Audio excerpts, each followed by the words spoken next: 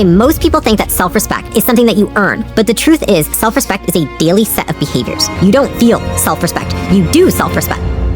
Self-respect is like fitness. You just do it one rep at a time, every time you choose not to betray yourself. And every time you betray yourself, you lose self-respect. Every time you break a promise to yourself, you're showing the world how to treat you. And you show yourself how to treat you.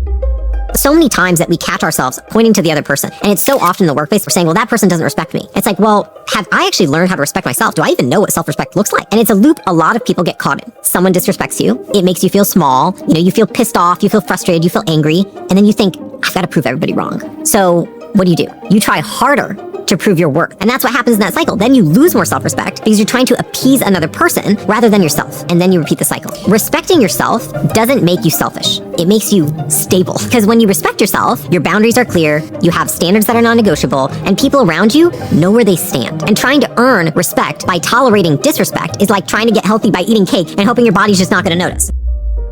A lot of people lose respect for themselves because of what they say to other people. And then they walk away thinking, I shouldn't have said that. I think I said too much. I'm not happy with how I showed up. I don't know if I should have said that. And that's because they speak out of impulse and emotion. This is when people speak from unmanaged discomfort, rather than speaking truthfully in alignment with the results they want. A question that I ask myself all the time is, what do I want to have happen from this conversation? Like, what's the action I want this person to take? What would I like them to do when we get done talking? I don't ask myself, how would I like to feel? I ask myself, what would I like to have happen? And that's a huge one, because if you think about it, a good example is if you're mad at your spouse because they didn't get you the gift you wanted on your birthday. You say, okay, well, why am I mad? Because I'm uncomfortable with the fact that I think about them so much on their birthday that I would never forget this, but they forgot it from me. And so I'm uncomfortable. I don't feel good. Well, what do I want to have happen? Well, I want them to think of me on my birthday. Then do you think emotionally vomiting all over that person is going to result in them thinking about you on your birthday? Or do you think it's going to result in them liking you less because you made them feel bad for something they didn't even know that was an expectation of themselves? And so that's why you have to ask yourself these things. And people go around in the workplace, in their friendships, in their relationships, emotionally vomiting because it feels good in the short term and it feels really bad in the long term because you don't build that self-respect.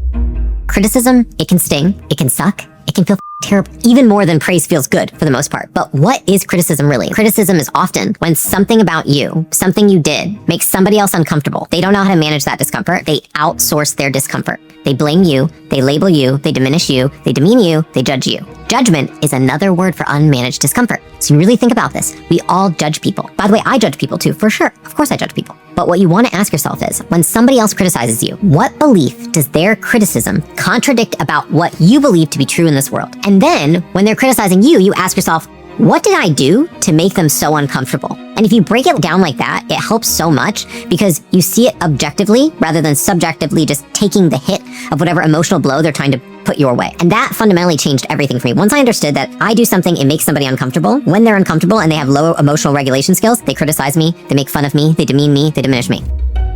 A lot of people ask me, how do I get over criticism? How do I deal with all these people judging me? And the truth is, you don't. It happens. You just anchor so deeply in your values that it makes all the criticism worth it. And so the reality is this: if you don't anchor your identity somewhere solid, somewhere that cannot be defeated by what people say about you, whether it's good or bad, you will just drift into becoming a reflection of the preferences and desires of other people. And honestly, I don't think there's any worse place to be than one where you are literally a ghost of yourself that exists because of what other people want out of you. So if you define your values, you ignore everything else, you can be the person you want to be.